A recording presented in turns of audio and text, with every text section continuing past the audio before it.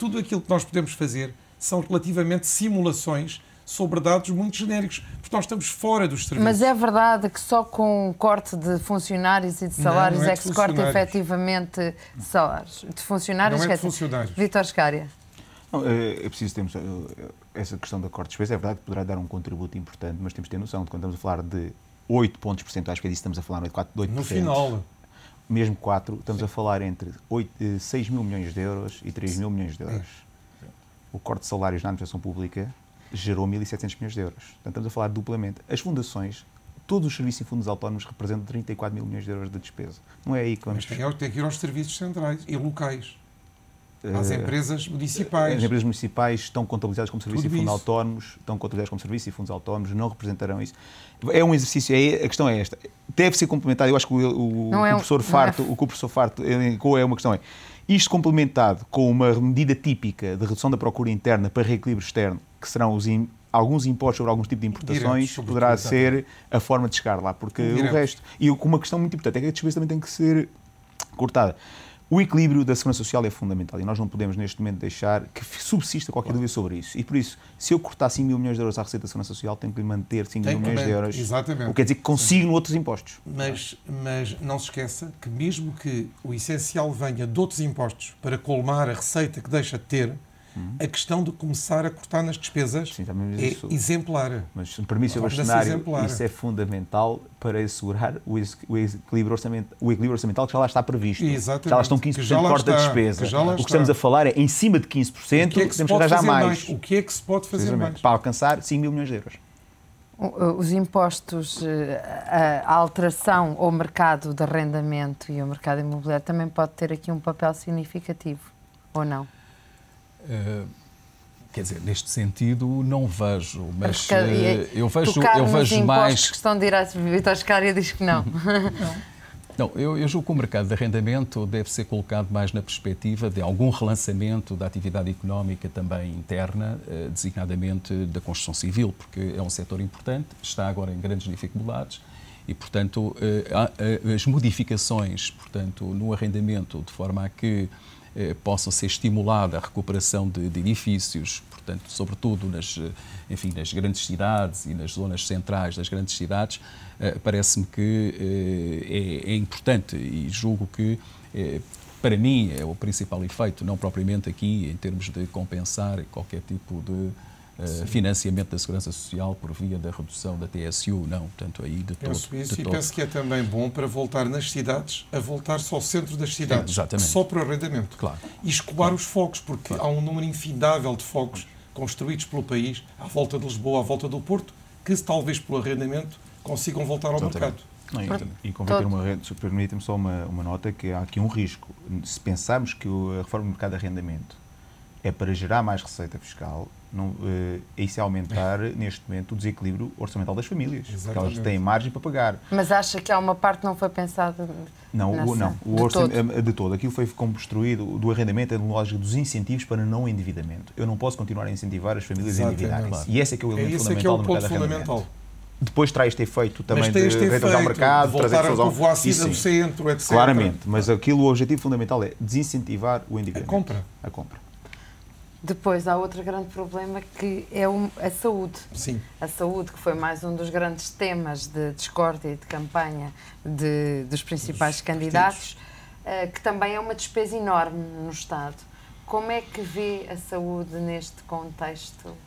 Que agora eu vejo como um setor fundamental. Neste momento nós conseguimos ter uma questão que é a saúde praticamente, ou os cuidados de saúde são garantidos aos cidadãos portugueses, nos hospitais, nos centros de saúde.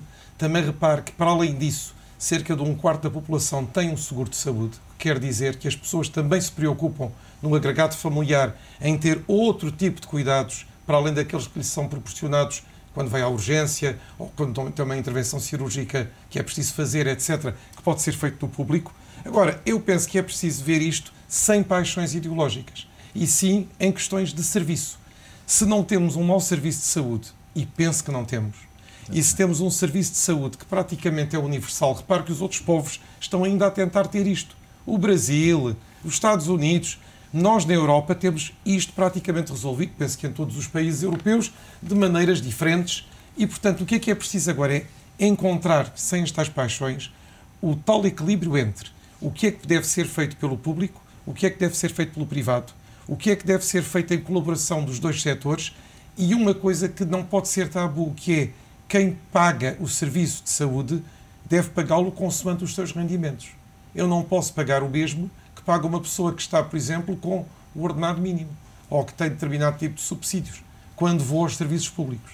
Portanto, deve haver uma diferenciação que penso que deve ser feita de uma maneira racional e de uma maneira calma, mas tem que ser feita nestes próximos anos. Não destruindo, deixe-me só terminar, uma mínima qualidade de prestação de serviços que me parece que em Portugal é relativamente de realçar. Não, Farte, este é mais um grande desafio. Sim, eu estou absolutamente de acordo. Primeiro porque considero também que, apesar de nós nos queixarmos sempre, mesmo por padrões internacionais, os nossos serviços de saúde estão bem situados. Estão bem situados. E, portanto, é bom não irmos, por razões mais ou menos ideológicas, piorar as coisas. Digamos, é absolutamente fundamental aqui, penso eu, que a gestão se faça de maneira muito pragmática, conciliando os diversos setores entre si e, portanto, melhorando, simplesmente melhorando aquilo que já temos. Porque, neste aspecto, o nosso ponto de partida não é mau. Pode ser melhorado, mas não é mau de maneira nenhuma. E, veja a natalidade, veja o começo dos cuidados intensivos, os cuidados paliativos, ainda há um princípio, mas existe. Nós estamos no caminho exatamente de desenvolver um tipo de cuidados de serviços de saúde com qualidade. Vítor Scário, o que é que o preocupa na área da saúde com este novo governo? Se é que há alguma coisa que o preocupa? Não, em relação ao novo governo, não. Eu acho que a questão foi bem posta pelo Sr. Bastonário e pelo professor Farto.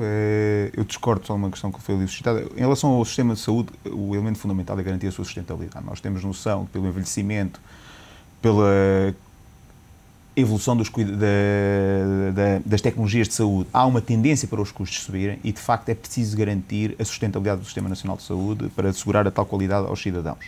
Onde dizia que discordava um pouco com o Sr. Bastonário é que nem é isso que o memorando diz. Nós já pagamos diferente pelos nossos serviços nacional de saúde, porque eu pago impostos diferentes de uma pessoa que tem o salário mínimo nacional. E não é esse o objetivo das taxas moderadoras. Há alguns tipos de cuidados em que nós pagamos ainda mais diferenciado por questão dos copagamentos nos medicamentos. A taxa moderadora não é um copagamento. A taxa moderadora tem, por definição, reduzir o sobreconsumo e orientá-lo para os níveis para o nível de atendimento ótimo. Daí a diferenciação entre um cuidado mais intenso, um hospital e uma urgência, em detrimento de um médico de família, para incentivar a ida ao médico de família. Eu acho que isso deve ser bem estudado para que, por essa via, não se limite o acesso das populações mais pobres, em particular, a isso, e verificar, como noutras áreas, que os apoios do Estado, dadas as restrições que existem, sejam concentrados naqueles que verdadeiramente se necessitam. E isso faz-se, de facto, com algum tipo de apoio social ou isso, mas garantindo a sustentabilidade do sistema. E isso é o grande desafio, é garantir a sustentabilidade do sistema, assegurando o seu financiamento. Mas ao eu referir a diferenciação, era nesse sentido, era no sentido de quem tem menos, pagar menos. Sim, mas quem tem menos, paga menos porque paga menos impostos. Eu não preciso diferenciar isso no consumo, até porque não faz sentido. Uma taxa moderadora não pode ser um preço. Mas também nós pagamos impostos para outras coisas. Onde também as diferenciações são, às vezes, bastante difíceis de se fazerem, como você sabe. Mas não é deve ser um acesso. O meu acesso ao cuidado de saúde, no momento do ato, não faz sentido. Eu peço imensa desculpa, o Sr. Bastonário discorda e isso está demonstrado. Uma taxa moderadora não serve para diferenciar, porque não é uma dupla. Se o critério vai ser o mesmo que é o imposto, porque é que eu faço isso na regressividade do imposto? Porque, efetivamente, se calhar a utilização também não é das mesmas vezes e das mesmas maneiras e com a frequência de umas pessoas e de outras em relação ao hospital ou em relação aos serviços.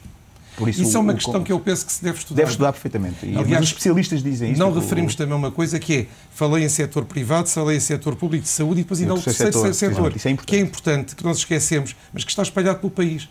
Tudo o que é setores de mútuas, de misericórdias, tudo isso tem serviços. E, portanto, é preciso ver o que é que eles têm de válido que se possa juntar aos outros. O que não deve haver é repetições, porque isso é que nos traz desperdícios, digamos assim. Muito bem. Obrigada aos três pela vossa presença. Infelizmente chegámos ao final do tempo. É o fim desta Comissão Executiva. Amanhã já sabe, voltamos às 10, à hora do costume. Até lá, fica com a ETV.